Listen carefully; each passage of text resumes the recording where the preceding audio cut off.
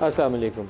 पाकिस्तानी सियासत अजीबो-गरीब रुख इख्तियार कर लेती है। एक रात आप सो के उठें तो पता चलता है कि मुल्क में मार्शल लॉ लग चुका है, और फिर किसी दिन लगता है कि पाकिस्तान में वज़ीर आज़म अचानक कैद हो गया, अचानक पता चलता है कि एक वज़ीर आज़म नाअहल हो गया। इसी तरीके से अचानक आपको कोई ख़बर मिलती है और बम फट जाता है। गुज़श्ता रोज़ जो उस्मान डार का इंटरव्यू था वो भी एक्सपेक्टेड था कि इस तरह की कुछ चीज़ें आएंगी, लेकिन अचानक कहीं से बरामद होंगे। कराची से पकड़े जाने के बाद ये पता नहीं था कि ऐसे होगा। अब ऐसी ही खबर जो है सदाकत अब्बासी के मतलब भी है कि वो भी अचानक नमूदार होंगे और ऐसे ही इंकशाफात से भरपूर किस्म की या तो प्रेस कॉन्फ्रेंस करेंगे या किसी इंटरव्यू में इन ख्यालात का इजहार करेंगे। जो बंदा 15-20 रोज़ गायब रहने के बाद इस तरह के बयानात दे तो आम तौर पर हम जर्नलिज़म में कहते हैं कि उसका सॉफ्टवेयर अपडेट हो गया। इससे ज़्यादा उसकी वजाहत नहीं करते क्योंकि पूरे पाकिस्तान को मालूम है कि सॉफ्टवेयर अपडेट कैसे होता है। वो मेरे ख़्याल में 4-5 रोज़ लगते हैं जब उनको बंद किया जाता है। उसके बाद वो सब कुछ तोते की तरह बोलने के लिए तैयार होते हैं। उस्मान डार की ज़बान भी बिल्कुल वैसे ही तोते की तरह चल रही थी। लेकिन जब उस्मान डार ये सारी बातें कर रहे थे तो हमारे पास एक मेहमान शख्सियत थे, महमूद मौलवी साहब। तो महमूद मौलवी साहब किसी कैद में नहीं थे, किसी डंडे के नीचे भी नहीं थे, कोई गायब भी नहीं थे हुए, लेकिन महमूद मौलवी साहब उस्मान डार से भी 10 चीज़ें ज़्यादा बयान कर रहे थे। तो इससे एक चीज़ एटलीस्ट ज़रूर सामने आती है कि सब कुछ अच्छा 9 मई से पहले नहीं था। ये लोग ओवर कॉन्फिडेंस का शिकार हो चुके थे। इमरान खान का जो बयानिया था कि मीर जाफ़र और मीर सादक का जनरल बाजवा वो बड़ा पॉपुलर हुआ, तो वो चीज़ इनको उठाई जा रही थी और कुछ बैकिंग ऐसी ज़रूर मौजूद थी, कुछ रिटायर्ड लोगों की या किसी हाज़िर सर्विस की, जो इनको तक़वियत दे रही थी कि अगर ये काम आप कर गुजरेंगे तो बस आइंदा तो आपके अलावा है ही कोई नहीं है। क्योंकि इमरान के 2 इंटरव्यूज़ थे 9 मई के बाद जब इस्लामाबाद हाई कोर्ट में ये पेश हुए, जिससे मुझे लगा कि इमरान खान जो है वो गलतफ़हमी का शिकार हो गया। और वो गलतफ़हमी जब आप अपनी ताकत से ज़्यादा अंदाज़ा लगा लें कि मैं बहुत ताकतवर हूँ, फिर आप ज़मीन पे ही गिरते हैं। इमरान के साथ कुछ वैसा ही हुआ। वो दोनों इंटरव्यूज़ के अंदर इन्होंने जो जुमला बोला था, उन्होंने कहा कि ये जो कुछ पाकिस्तान में हो रहा है इस सब का एक ही शख्स ज़िम्मेदार है और वो है आर्मी चीफ़। और अंग्रेज़ी में उन्होंने उसका जवाब दिया अल जज़ीरा को, he is so petrified that I would denotify him once in power. ये वो शख्स है जो अभी पकड़ा हुआ है, पुलिस वालों के पास है, इस्लामाबाद हाई कोर्ट में ज़मानत के पास गया हुआ है। सुप्रीम कोर्ट ऑफ पाकिस्तान ने पेशी का या उनको सुप्रीम कोर्ट के सामने पेश करने का हुक्म दिया हुआ है। लोग उसके लिए प्रोटेस्ट कर रहे हैं और उसका ख्याल यह है कि वो जल्दी ही ताकत में आ जाएगा और ताकत में आके आर्मी चीफ़ उससे खौफज़दा है कि वो उसको डी नोटिफाई कर देगा। ही सो पेट्रीफाइड, खौफ के मारे आर्मी चीफ़ हिल नहीं सकता कि मैं उसको डी नोटिफाई कर दूँगा। ये वो शायद उनकी इंतहा थी अपनी गलतफ़हमी की ताकत की, जिसकी वजह से वो मुंह के बल ज़मीन पर गिरे।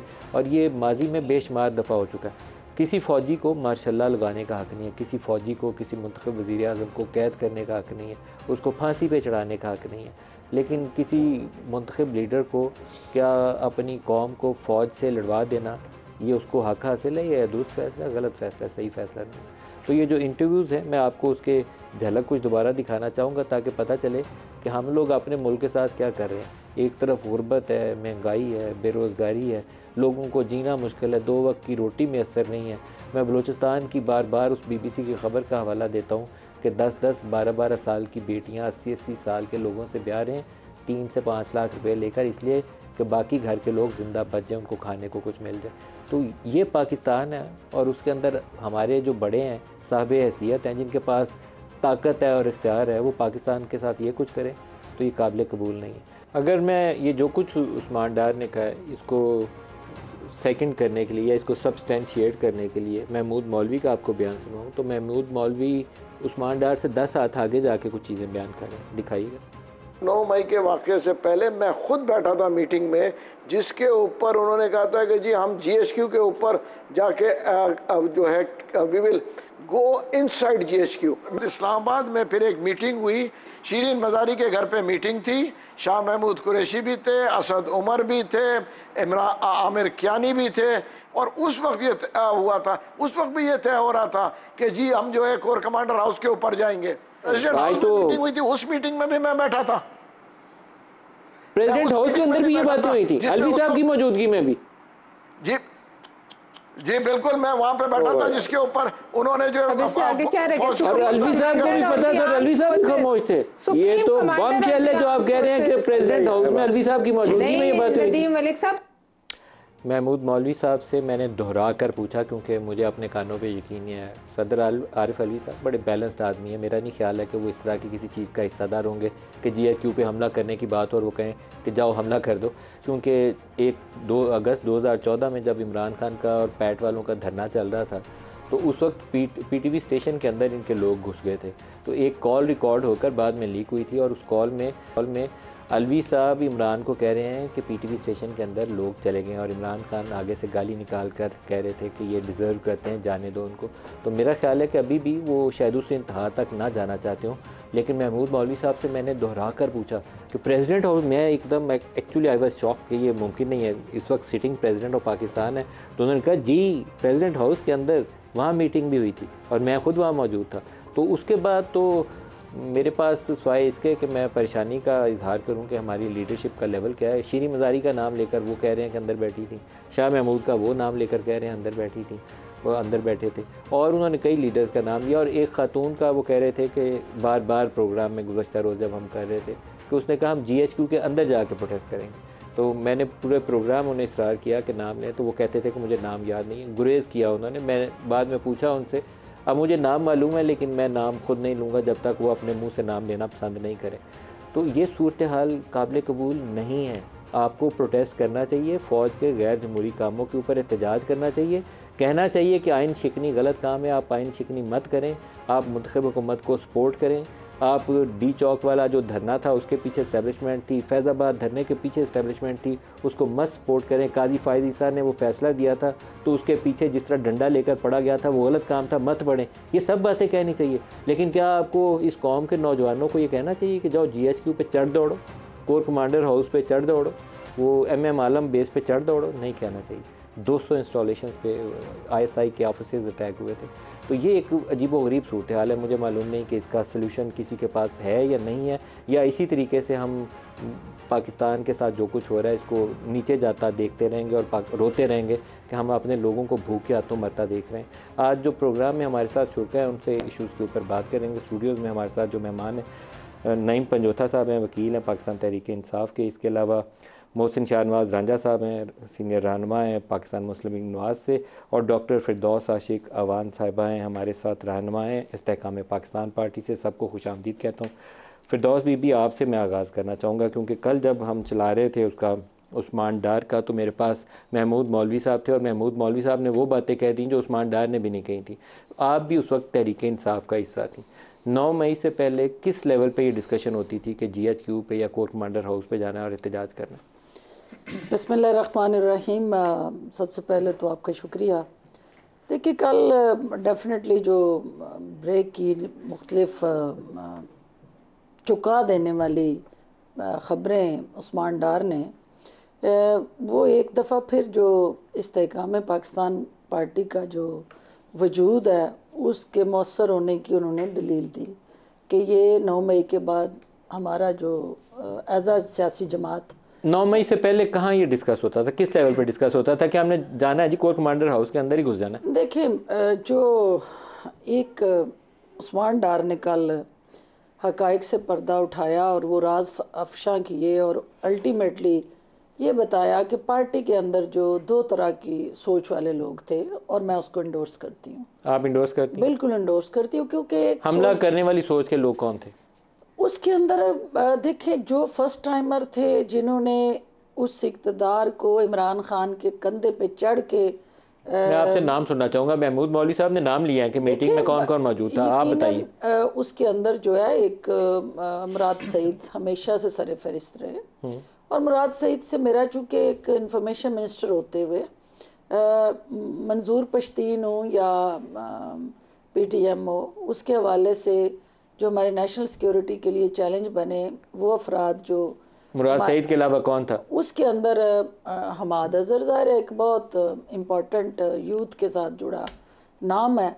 फिर इसके अंदर वो सारे यंगस्टर्स जो फर्स्ट टाइमर थे ज़्यादातर, और जो सियासत के उतार चढ़ाव और उसकी रिपरकशन को नहीं समझते। आपका ख्याल है कि जो नाम आपने लिए हैं, मुराद सईद का नाम लिया है, हमाद अजहर का नाम लिया है, ये लोग चाहते थे कि मिलिट्री इंस्टॉलेशन पे जाके तो प्रोटेस्ट किया जाए? जो इसमें ना दो तरह की डिवाइड थी, एक यंगस्टर्स थे और उसमें यकीनन फवाद चौधरी साहब भी हैं, उसके अंदर एक लंबी फहरिस्त। फवाद चौधरी भी इस ग्रुप में शामिल था? ऑफकोर्स, हिलाशारी देने वाले और डट जाओ तो टकराओ तो उनके नारे नहीं आपने सुने थे, तेरा बाप भी देगा आज़ादी। तो ये एक माइंडसेट था कि जो एक्सपीरियंस लोग थे, जो इसके कॉन्सिक्वेंसेस को समझते थे, जो ये जानते थे कि यहाँ पे जब आपने टकराव और तसादम की सियासत की तो सियासी तौर पे आपने जब अपने सियासी हलीफ जो थे उनको या हरीफ जो थे उनको आपने जब टारगेट किया तो वो काबिल कबूल रहा, क्योंकि सियासी मोर्चे पे खड़े होकर आप एक दूसरे पे फायरिंग करते रहते हैं या आपकी सियासत के अंदर उस मैदान में खड़े भड़के। और इमरान का रिस्पांस क्या होता था जब ये लोग ये कहते थे कि ये काम करना चाहिए? देखिए, जो मैन ऑफ द मैच उस डर्टी गेम के रहे वो तो रहे चेयरमैन पीटीआई ही। आप किसी ऐसी मीटिंग में थी जहां कहीं इमरान ने ये बात की? देखिए, मैं खुद से आपने सुनी हो, देखा हो कि इमरान ये बात कह रहे हैं कि जाओ GHQ पे घुस जाओ? देखिए सर, जो इंफॉर्मेशन मिनिस्टर होता है वो ईयर एंड आइज होता है किसी भी जमात या पार्टी की लीडरशिप का। लेकिन किसी ऐसी मीटिंग का आप हवाला दें मुझे। मल्टीपल मीटिंग्स ऐसी जिसमें खान साहब का, जो मैं चूँकि फॉर्चुनेटली कह लें या अनफॉर्चुनेटली कह रहे हैं, 6 प्राइम मिनिस्टर्स के साथ काम कर चुके। इमरान खान की ऐसी मीटिंग का मुझे हवाला दें जिसमें वो कह रहे हो कि फ़ौजी तनसीबात पे जाके प्रोटेस्ट करना है। उनका ये मीटिंग, उनकी जिस दिन ये गिरफ्तारी के मामलात शुरू हुए तो वहाँ पे जो ज़मान पार्क से पहले का माहौल, पहले तो जो यहाँ से जब माइग्रेशन हुई कि बनी गाला को छोड़ के ज़मान पार्क का जो सफ़र हुआ, उसके पीछे जो हिडन एजेंडा और थ्रेट ये था कि हमने अपने आप को डिसलोकेट करना है, क्योंकि ज़मान पार्क तक जो है वो एक्सेस फोर्सेस की और रेलिवेंट सिक्योरिटी ऑपरेटर्स की वो एस्टेब्लिश्ड होती है, पता चलता है और आप उसको मॉनिटर कर सकते हैं। बनी गाला का चूँकि वो एक लैंडस्केप नहीं, आप अपना तजिया दे रही हैं या मीटिंग में थी जहां ये किसी ने कहा कि इमरान कह रहे हैं कि लाहौर जाके करते हैं, वहां बैठते हैं, यहाँ तो आ जाएंगे तो पता नहीं चलेगा? जो स्पोक्स पर्सन मीटिंग होती हैं, उन स्पोक्स पर्सन मीटिंग में जाहिर है आपकी मौजूदगी में इमरान ने ये बात की? बिल्कुल की है। यही बात, और ये बात ये नहीं की कि भाई जाके हमला करना है, ये बात है कि भाई सबक सिखाना है। पहली दफा किसी सियासी जमात ने इनको कट इनटू साइज करना है, फौज को, इदारों को। ऑफ कोर्स फौज इज वन ऑफ देम, फौज को कट टू साइज करना, कट इनटू साइज करना। और ये करना है कि भाई आपने एटलीस्ट जो है किसी पॉपुलर जमात को जिसके साथ आप पंगा कर रहे हैं, और वो आपको ये सबक सिखाएगी कि आपका इदारा जो है उसमें सबसे ज़्यादा डिसिप्लिन चाहिए। Doctor Firdous Ashiq Awan, being former information minister of PTI, आप तस्दीक कर रही हैं या कंफर्म कर रही हैं या दावा कर रही हैं कि आप उस मीटिंग में मौजूद थी जहां इमरान खान ने कहा कि हमने फ़ौज को कट टू साइज करना है और इनको सबक सिखाना है कि एक पॉपुलर जमात से पंगा लेने का क्या नतीजा होता है? देखिए, ये आपका जुमला है। ऑफ कोर्स आप कंफर्म करें, you stand by it? I stand by. लेकिन उसमें इम्पॉर्टेंट जो पहलू था, देखिए जो हमारे यंगस्टर्स हैं, टीनेजर्स हैं, जो PTI के फॉलोअर हैं और उन्होंने एक पाकिस्तान को बदलने की एक ख्वाब और उम्मीदें सजाई, आप जब उनको कह रहे हैं कि हमने कन्फ्रंटेशन की तरफ जाना है, हमने जो है ये जो हमारा नेशनल सिक्योरिटी ऑपरेटर्स है ये सबसे ज़्यादा इस पाकिस्तान को तबाह करने का जिम्मेदार है, इन्होंने आज तक लोगों से, बाकी जमातों से टक्कर ली है लेकिन जमातों ने इनसे टक्कर नहीं ली। अब पहली दफ़ा हम ये बताएंगे कि ये किस तरह से इस निज़ाम को दीमक की तरह चाटते रहे। और आज ये इमरान कह रहे हैं? जी ऑफ कोर्स, और कौन वहाँ कह सकता है उनके बगैर? ये बाज़ बातें उनकी दुरुस्त हो सकती हैं, मतलब जैसे एक मुंतखब प्राइम मिनिस्टर को फांसी पे लगा दिया जाए या नवाज शरीफ को पकड़ के आप अकाउंट रिसीवेबल के ऊपर आप डिस्क्वालीफाई कर दें तो वो कहें कि इन्होंने गलत काम किया तो वो सही बात कह रहे होंगे, लेकिन जो चीज़ें आप कह रही हैं वो थोड़ा सा उससे आगे नेक्स्ट स्टेप की हैं। देखिए नदीम, ये सिर्फ मैं नहीं कह रही, नईम इधर बैठा है, हमारा ये बड़ा एक अच्छा रिस्पेक्टेबल रिलेशनशिप रहा है, बड़ी स्ट्रगल और एफर्ट की है और मेरे साथ हमेशा एक भाई बंदी के साथ हम काम करते रहे हैं। दुख की बात ये है कि ये सिर्फ मेरे या बहुत सारे जो 25 करोड़ लोग उनके साथ उम्मीदें एक मसीहा के तौर पे लगा के बैठे थे, उन्हीं के ख्वाब नहीं बिखरे। ये एक पाकिस्तान को जिस नहज पे ला के हमने खड़ा कर दिया है और जिस तरह उस पाकिस्तान की इस वक्त मईशत और सियासत दोनों इंतशार का शिकार करके अदम इस्तेहकाम की तरफ रवां दवां कर दी है, उसका नौजवान जो है वो जमातों का सताया, 2 जमातों का विक्टिम था, मुतासरीन में से था। वो इस पाकिस्तान के इस गले सड़े निज़ाम से छुटकारा चाहता था। जिन लोगों का, क्योंकि PMLN की स्ट्रेंथ रही, बाबू लोग और एक मिनट सिर्फ दे दें, इनकी स्ट्रेंथ रही इंडस्ट्रियलिस्ट, सरमायादार और ट्रेडर्स। पीपल्स पार्टी की स्ट्रेंथ रही रेडी वाले, मजदूर, मेहनतकश। ये पहली जमात थी जिसकी स्ट्रेंथ जो थी पढ़ी लिखी अवाम, पढ़े लिखे लोग, वो यूथ जो प्रोफेशनल्स थे, जो पाकिस्तान के जो ओवरऑल चैलेंजेस हैं उनको अंडरस्टैंड करते थे। उन्होंने अपने आप को इस जमात के साथ पॉलिटिसाइज करते हुए, उस एजेंडे को ऑन करते हुए एक तब्दीली के सफर का आगाज किया। रांझा साहब को शामिल कर लें, फिर दोबारा हुआ उसके बाद वो मिडिल क्लास जो है और वो पढ़ा लिखा नौजवान जो इस वक्त बादिल और मायूस है, क्योंकि जब मैं दोबारा आता हूँ रांझा साहब, पहले आप फरमाइएगा, ये हमारे पास जो प्रेस कल इंटरव्यू था उस्मान डार का, या जो महमूद मौलवी साहब ने हमारे पास का, ये अनहोनी नहीं है। पाकिस्तान की तारीख में ऐसे वाक़यात मौजूद हैं कि आपका वो सॉफ्टवेयर अपडेट होता है तो फिर आप कुछ और ज़बान बोलते हैं, लेकिन यहाँ जो बातें बोली जा रही हैं वो कुछ वाक़यात के साथ मिलकर उसकी तस्दीक भी करती हैं कि हाँ कुछ ऐसा हो भी रहा था। क्या हो रहा था एक्चुअली? ये तो फिरदौस बीबी जो हमारे पास बैठ के कहानी सुना रही हैं तो कह रही हैं कि मैं बीइंग इन्फॉर्मेशन मिनिस्टर मीटिंग के अंदर बैठी थी, जहाँ वो कह रहे थे कि इन्होंने पॉपुलर जमात से पंगा लिया, मल्टीपल मीटिंग, एक पॉपुलर जमात से पंगा लिया तो इनको कट टू साइज करना है। देखिए, जहाँ तक नदीम साहब जो नाम इन्होंने लिए फिरदौस साहिबा ने, और वो नाम बड़े रेलेवेंट है, अहम नाम है। अगर आप उनके वीडियो क्लिप्स निकाल लें जो उन्होंने मीडिया टॉक की है, या वैसे किसी सियासी जलसे के बीच में आप उनकी कोई तकरीर निकाल लें, तो आपको उन तकरीरों में वो आवाम के जज्बात को उभारते हुए नज़र आएंगे अदारों के ख़िलाफ़। और यही शख्सियात है, जिस तरह फवाद के बारे में जो उन्होंने कहा कि फवाद का वो कि तुम्हारा बाप भी देगा आज़ादी, ये उन दिनों में बड़ा एक पूरा चल रहा था। ये वो वकला की तहरीक के जो नारे थे ना, उनमें जब उस वक्त एक चल रही थी, बाप से अब आज़ादी तो मिल रही है ना, अब वो तो फिर पार्टी से आज़ादी मिल रही है, पार्टी से आज़ादी मिल गई। वो चीज़ें, वो सारा वो पूरा का पूरा जो माइंडसेट था वो उधर लेकर आए। हमाद ठीक है, वकील भी है, जानता भी हूँ उसको बड़ी अच्छी तरह से, लेकिन अगेन फ़रूख हबीब ये पोटेंशियल ये दुरुस्त कह रही हैं कि ये सारे के सारे मुराद सईद, ये सारे के सारे एक ऐसे फ्रेम ऑफ माइंड में लोग चले गए थे जिनका हम खुद भी देख, मेरा भी दूसरा इलेक्शन है और हमने भी ये महसूस किया with the passage of time कि कुछ सियासत की भी बाउंड्रीज है ना। मलेशिया में और एक सियासी जमात में फ़र्क क्या है? लेकिन मैं एक आपसे सवाल पूछूं, इसका जिम्मेदार इमरान खान से ज़्यादा इस्टेब्लिशमेंट को क्यों ना समझा जाए? 2014 का जो धरना था वो किसने ये तरबियत दी थी कि आप जाके डी चौक में बैठ जाना, PTV स्टेशन और पार्लियामेंट पे हमला करना है, ये नवाज शरीफ को अंदर से खींच के बाहर निकालना है और फिर शहर शहर लॉकडाउन की सियासत करनी है? इसके पीछे कौन था?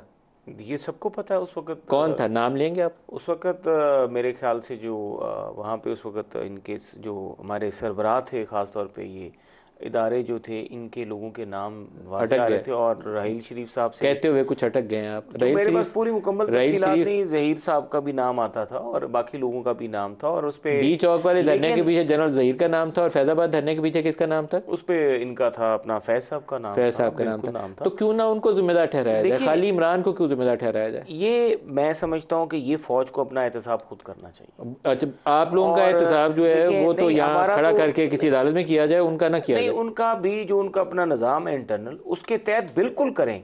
हमने ये कहा कि आपने, हमारा आर्ग्यूमेंट ये है कि अगर इनको 2013 में ये ना उभारा जाता कि आपने आईनी इदारों पे यहाँ पर हमला करना है, तो शायद ये 9 मई ना करते। पार्लियामेंट अटैक के ऊपर अगर एक्शन होता है ना तो आज GHQ पे कोई माई का लाल ही नहीं जाता, नहीं पंजोता से भी लेने सामने आया। फिर ब्रेक की तरफ जाना है, आप क्या कहते हैं? Thank you so much Nadeem साहब। मैं पहले गुजारिश ये करना चाहूँगा कि जैसे कि मैडम फिरदौस आशिक अवान साहिबा ने फरमाया, क्योंकि जो अब उनका मौक़िफ़ है ना, उन्होंने अपनी पार्टी का मौक़िफ़ बयान करना है। क्योंकि जिस वक्त वो PTI में थी तो उस वक्त सारी चीज़ें ठीक थीं, और अब क्योंकि वो उधर हैं तो डेफिनेटली उन्होंने उनकी नुमाइंदगी करनी है। दूसरे नंबर पर जो 9 मई के हवाले से स्टेटमेंट किसी लीडर की भी आई है PTI की, चाहे उस्मान डार हों या उससे पहले ओन बप्पी साहब हों या कोई भी, तो आपने वाज़ेह तौर पर देखा कि 9 मई के बाद जो बंदा अगवा हुआ, अगवा होने के बाद चाहे वो एक उसने आके प्रेस कॉन्फ्रेंस की, या आके वो प्रोग्राम एक बाकायदा तौर पर हंसी खुशी से आके एक वो एक्टिंग करवाएगी कि महसूस हो कि ये दबाव में नहीं है। 9 मई के हवाले से जब JIT के सामने हम पेश हुए हैं, मैं इमरान खान साहब के साथ था। डॉक्टर फिरदौस को तो किसी ने उठाया नहीं है ना, डॉक्टर फिरदौस ने भी सारे बयान दे दिए। महमूद मौलवी को भी किसी ने नहीं उठाया, उसने भी सारे बयान दिए। मैं उसके ऊपर भी पहले 9 मई के ऊपर मैं बताऊं कि वाज़ह तौर पर इमरान खान साहब ने जो स्टेटमेंट दी JIT को, उन्होंने कहा कि पहले तो मुझे ऐसी कोई एविडेंस दिखाएं ना, कोई ऐसा सबूत दिखाएं जिसमें मैंने ये कहा हो कि आप उस बिल्डिंग के ऊपर हमला करें, जलाओ घिराव करें, तोड़ फोड़ करें या कोई इस तरह का हो। दूसरे नंबर पर उन्होंने ये कहा कि अगर पुलिस मुझे अगवा करेगी एक गलत तरीके से गैर आइनी तौर पर, और पुरअमन एहतजाज लोग मेरी पार्टी निकलेंगे और वो आते हैं अगर पुलिस लाइन के सामने, तो उसमें क्या गुनाह है, कोई नो गो एरिया है। मैंने ये कहा हो कि तोड़ फोड़ या GHQ में जाना, उसके ऊपर उन्होंने बिल्कुल वाज़ेह तौर पर इनकार किया। उन्होंने कहा कि जी मैं उस बात की बिल्कुल किसी जगह के ऊपर मैंने ये बात नहीं की कोई जाकर हमला करे। हाँ, इमरान खान का जो रिएक्शन था कैमरा के ऊपर, नहीं आप गलत बात करें। इमरान खान का जो रिएक्शन ये था कि अगर मुझे पकड़ा जाएगा तो लोग ऑब्वियसली कहाँ जाके प्रोटेस्ट करेंगे, उधर ही करेंगे। ये इमरान खान का रिएक्शन था। मैं वही ये कैमरे के ऊपर है। ये तो आजकल कैमरा वाले गधे हैं, मुझे चलाने नहीं देते, मुझे तो बयान चलाने देने चाहिए। मैं वही बात रिपीट भी कर रहा हूँ कि इसके ऊपर इंडिपेंडेंट तहकीकात करवाई जाए। कैमरे किधर गए, चाहे वो 9 मई यहाँ पर हाई कोर्ट से गिरफ्तार किया गया, अगवा किया गया, या कैमरे कम्प्लेक्स 9 मई सारा कैमरा पे नहीं, कैमरे जो उतारे गए और कैसे लोगों को इंस्टिगेट किया गया, कौन लेकर गया। फैजाबाद में जब प्रोटेस्ट चल रहा था, तहकीकात के हवाले से CCTV के किसने वो तारें काटी थी, आपको पता है इसका? तो आने चाहिए ना, किसने काटी थी पता है आपको? आप बता दें, मुझे तो नहीं पता। मुझे पता एहसन इकबाल साहब से पूछ के कल सुबह अदालत में बयान दीजिएगा। मैं एक ब्रेक ले लूँ, वो इंटीरियर मिनिस्टर थे, उससे पूछेगा कि CCTV किसने काटा था फैजाबाद धरने के दिनों में। आप लोग तो बेनिफिशियरी थे ना उस वक्त, बोलते नहीं थे। ब्रेक ले लेंगे, हमारे साथ रहिए।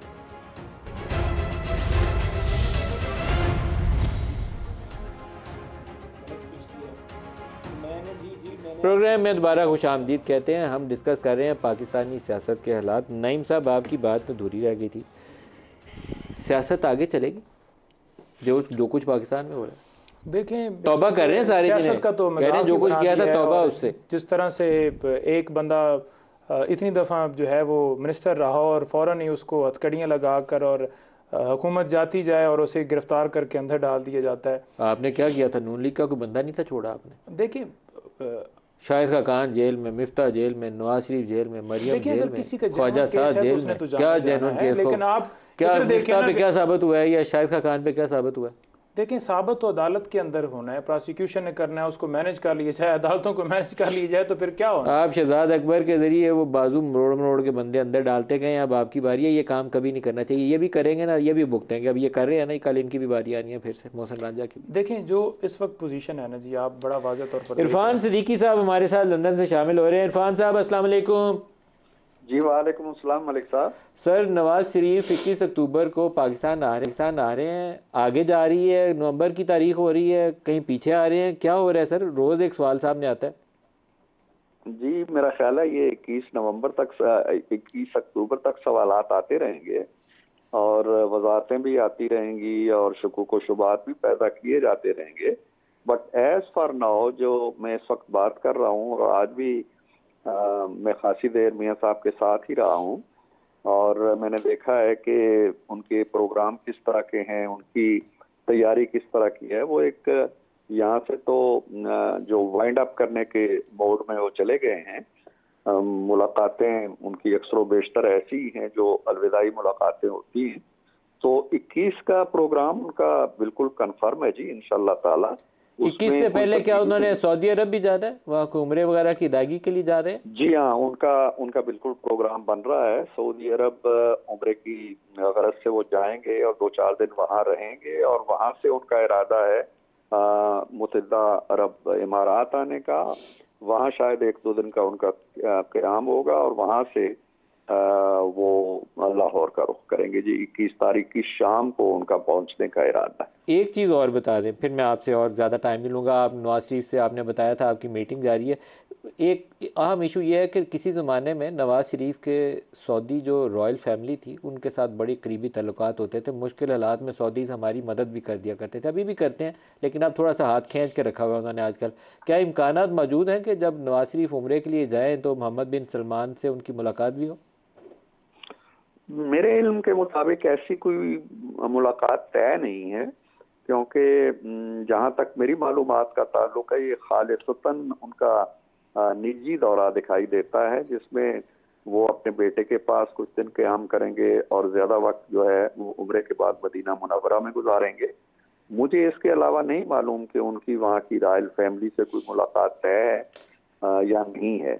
तो मेरे इल्म में सिर्फ इतना ही है कि ये खालिस्तान उनका ज़ाती नौयत का दौरा है। तो 21 अक्टूबर तय है फिर इरफान साहब, 21 अक्टूबर की शाम को लाहौर पहुंच रहे हैं मियां साहब?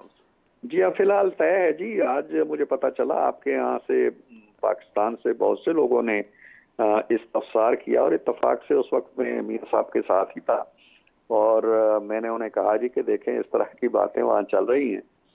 तो उन्होंने कहा आप देख ही रहे हैं कि यहाँ हम किस तरह की अल्लाह के फजल करम से तैयारी कर रहे हैं, उसमें कोई शुक्क शुबहात की बात ही नहीं है मलिक साहब।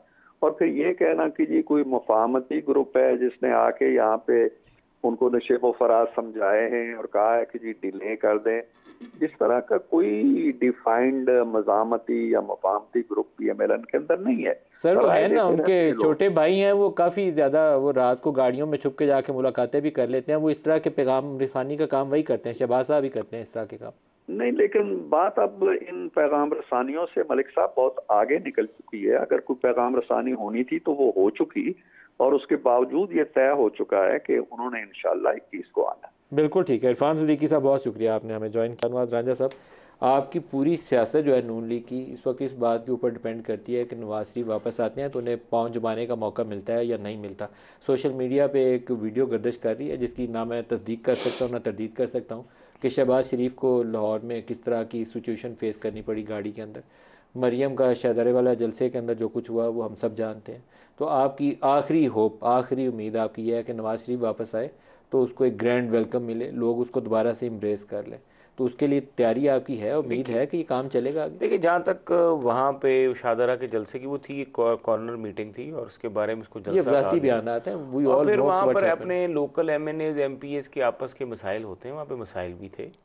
जहाँ तक हल्के की जिक्र हुआ और ये सारी बात, मैं आपको एक बड़ी वाज़ेह बात बता दूँ। हमारा जो कैलकुलेशंस के मुताबिक, मैं आपको अपना फ़ोन, मैंने मेरे ख्याल से आपको कल कहीं दिखाया भी था, कल देखा था मैंने फ़ोन आपको, मैंने सारी चीज़ें भी दिखाई, मैंने कुछ चीज़ें देख ली उसमें, और ट्रांसपोर्ट की डिटेल्स मैंने दिखाई दी कि ये सिर्फ फ़ोन पे ही ना रह जाए। नहीं, ये टेक्निकल है, बिकॉज वो फ़ोन पे तो नहीं है। हमारा जो अपना सेंट्रल मॉनिटरिंग ऑफिस है वो एक एक चीज़ को मॉनिटर कर रहा है कि मैंने अगर ट्रांसपोर्ट ली है या मैंने अपने लोगों को लाना है, कितने बंदे लाएंगे नवाज शरीफ के इस्तकबाल? देखिए जी, नून लीग आप नहीं, हमारी पार्टी जो है वो तकरीबन हम एक्सपेक्ट कर रहे हैं ऑन द पेपर्स, जो हमारे पास लोग हैं, ये जो हम एक्सपेक्ट कर रहे हैं, लाहौर के हर हल्के में से 3 से 4 हज़ार MPA के हल्के में से हैं और लाहौर में 30 हल्के हैं MPA के, तो ये 90,000 1 लाख के करीब तो वो लोग हैं। एक MPA के लिए 3,000 लोगों को अगर वो दिल से काम करें, मोबिलाइज करना कोई मुश्किल, अगर दिल से काम करे, अगर दिल से काम करे। और दूसरी बात ये है कि जहाँ तक विंग्स हैं लाहौर के, तो आप 1 लाख बंदा इकट्ठा करना चाहते हैं? ये तो सिर्फ लाहौर है,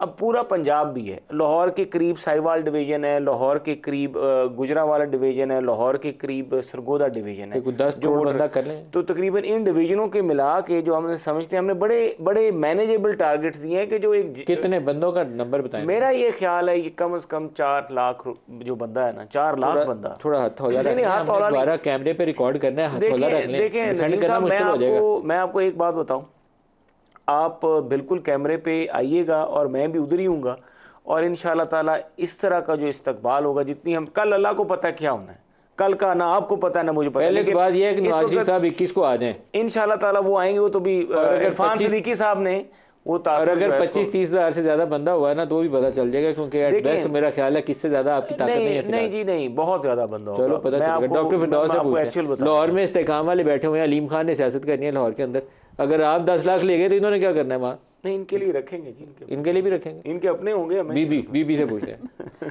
देखिए, पहली बात तो ये है कि इस्तेकाम पाकिस्तान पार्टी जो है वो आज यकीनन उसका एक इम्पॉर्टेंट सफ़र जो है वो उसका आगाज़ हुआ है और रजिस्टर हो गया जी, पार्टी आपको मुबारक हो। रजिस्टर और जो हमारा अवामी इज्तिमात और वर्कर्स कन्वेंशन का सिलसिला है उसको हम 13 से भरपूर अंदाज से जंग से उसका आगाज़ करने जा रहे हैं। पहला और कन्वेंशन हमारा आपका निशान जंग से हो रहा है? जो जंग में हो रहा है और जो हमारा शाहीन है वो भरपूर कुव्वत के साथ ऊंची परवाज़ भरने के लिए तैयार है। और जहाँ तक शाहनवाज साहब की गुफ्तगू, आपका इंतखाबी निशान क्या है?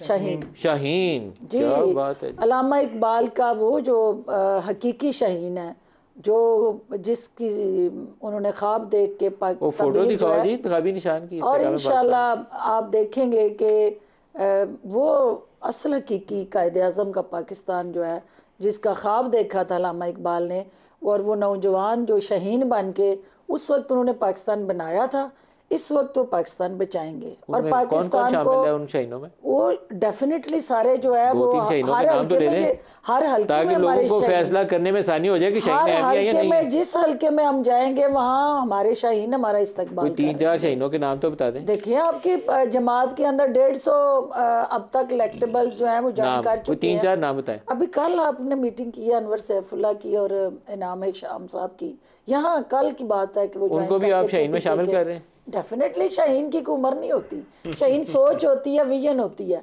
और वो एक नजरिया होता है।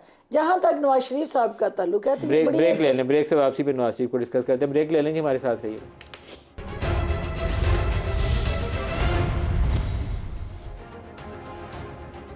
प्रोग्राम में दोबारा खुश आमदीद कहते हैं। रांझा साहब, नवाज शरीफ की वापसी और आपकी सियासत, पंजाब में कोई हालात ऐसे नहीं है कि आप लोगों को लगे कि आप आएंगे और बस छा जाएंगे और आधी सीटें आप जीत जाएंगे? ऐसी सिचुएशन नून लीग की नहीं है, क्या प्लान क्या है आपके पास? नदीम साहब, एक बात मैं ज़रूर कहूँगा, नवाज शरीफ साहब की जो वापसी है वो डिटर्मिन करेगी कि मुस्लिम लीग नून का अगले इलेक्शन के नताइज क्या होंगे।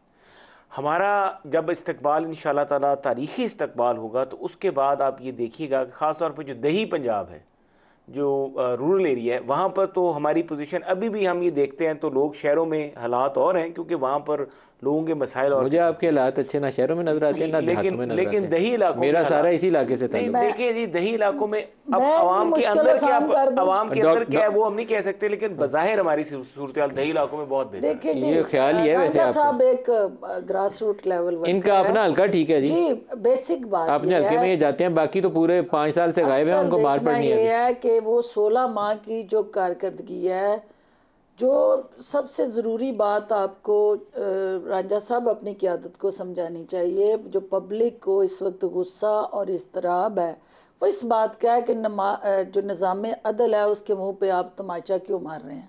आप सबसे पहले अपनी लीडरशिप को ये बताएं कि वो ऐलान करें कि मैं अपने आप को अदालत के रहमो करम पे छोड़ूंगा और जो अदालत फैसला करे, अदालत से वो सज़ा याफ्ता है। अगर अदालत उनको क्लीन चिट देती है वो ज़रूर आए मैदान में आके खेले, एज अ टीम हेड उनको आना चाहिए। हम उनके आने पे हमें कोई एतराज़ पहले तो उन्हें असूली तौर पे जेल जाना चाहिए। हमारा मौक़िफ़ ये है कि पाकिस्तान में जो अदालतें ताकतवर के लिए और कमज़ोर के लिए और जो निज़ाम है, लोग पहले ही उस निज़ाम से मुतनफ़र भी हैं और ये लास्ट सेगमेंट है, ये वर्ल्ड कप कोई जीत के नहीं आ रहे कि आपने उधर 5 लाख का मजमा लेके जाना है या पता चले डॉक्टर साहब एयरपोर्ट के ऊपर पुलिस इंतजार में खड़ी हो, क्या हो जी, देखिए जी, वापस चलें। बेसिक बात यह है कि पब्लिक क्या चाहती है, पब्लिक चाहती है नहीं पंजोता साहब से पूछिए साहब पहले अपने आप को कानून के हवाले करें, Panjota sahab let the law take the course of action, उसके बाद वो खड़ी होके पंजोता साहब तोपों की सलामी लें। एयरपोर्ट के ऊपर पहले पुलिस इन्हें कोट लखपत ले जाएगी या पहले वो जलसा गाह जाएंगे, क्या होगा? देखिए, मैं पिछले प्रोग्राम में बड़ा वाज़िया तौर पर आपको कहा था कि वो सज़ा याफ्ता है। मुल्ज़म और मुजरम में बड़ा फ़र्क है। मुल्ज़म जो है उसको प्रोटेक्टिव बेल मिलती है उस अदालत तक रसाई हासिल करने के लिए। इस वक्त क्योंकि वो कानूनी आप तौर कहते पर हैं कि इन्हें प्रोटेक्टिव बेल नहीं मिल सकती, उनको सज़ा हुई है, वो मुजरम है और जेल से वो छुट्टी लेकर इनको प्रोटेक्टिव बेल नहीं मिल सकती। प्रोटेक्टिव बेल कानूनी तौर पर इसकी कोई नज़ीर नहीं है। पहले दूसरे नज़ीर नहीं है, ये बात थी। आप ये देखें कि सऊदी अरब और जो है वो मुत्तहिदा अरब अमारात के टूर पहले भी होते रहे, तो मेडिकल का जाना चाहिए, तौबा करनी चाहिए, मेडिकल के लिए जो बहाना मेडिकल के लिए जो वहाँ जाके शिफा भी मिल जाती। मैं उस चीज़ को संजीदगी से लेता हूँ, वहाँ तो जाना चाहिए। नहीं, 4 हफ्ते लेकिन घर आना चाहिए गए थे, जो सजा है वो पहले कानून के सामने सरेंडर करें। 4 साल हो गए और 4 साल के बाद वो वापस आ रहे हैं। वैसे दूसरे मियां साहब नंबर को पर वहाँ जो माथा खूब रगड़ के तौबा करनी चाहिए, दूसरे क्योंकि नंबर बहुत पर सारी गलतियां हैं जो माजी की, उन्हें इस्लाह करनी है। अगर प्रोटेक्टिव बेल के बगैर वो आते हैं एयरपोर्ट के ऊपर, तो मैं पिछले प्रोग्राम में भी अहमद मीर साहब अगर आपने कहा प्रोटेक्टिव बेल, तो अगर प्रोटेक्टिव बेल मिल सकती है, मिलती नहीं है, तो फिर अगर आते हैं एयरपोर्ट पे तो फिर, और अगर आते हैं तो जो सहूलतकारी फराम करेगा, तो जो इश्तिहारी को एक पनाहगारी दी जाती है, पनाहगाह दी जाती है, सेम उसके ऊपर वही ऑफेंस लगेगा कि जो जाएगा, जो नकवी को पुलिस डरा रहे हैं, ऑफिसर जाएगा, मोहसिन नकवी को डरा रहे हैं आप, जो भी हो उसमें, मोहसिन नकवी उनकी राह बार करेगा, मैं बता रहा हूँ आपको, तो हर एक पंजाब हुकूमत रास्ता निकालेगी, वो आए, पंजाब हुकूमत रास्ता निकालेगी। और तीसरा जो 5 लाख की बात हो रही है, हो सकता है कोई मोटरसाइकिल पहले 5 लाख दें, जो ये कह रहे हैं कि हर बंदे को मोटरसाइकिल दिया जाएगा, तो फिर शायद वो जो है राजा साहब भी इस मामले में अमीर आदमी, काफी बांटेंगे। मैं आपको सिर्फ एक वजाहत दे दूं कि ये जो इन्होंने कहा हम कानून के हवाले करेंगे, मियाँ साहब आएंगे अदालती निज़ाम के आगे अपने आप को पेश करेंगे, और जो भी अदालतें फैसला करेंगी, पहले कोर्ट लखपत जाएंगे, ये जो भी कोर्ट, जो भी लीगल प्रोसेस होगा उस वक्त। और वैसे भी मियाँ साहब को कोर्ट लखपत पाकिस्तान जाने में कोई बुराई नहीं। मियाँ साहब तो 77 साल की तारीख में कोई एक मिसाल नहीं है कि किसी जो कन्विक्टेड शख्स को उसको प्रोटेक्टिव बेल के ऊपर आप वेलकम कर रहे हो।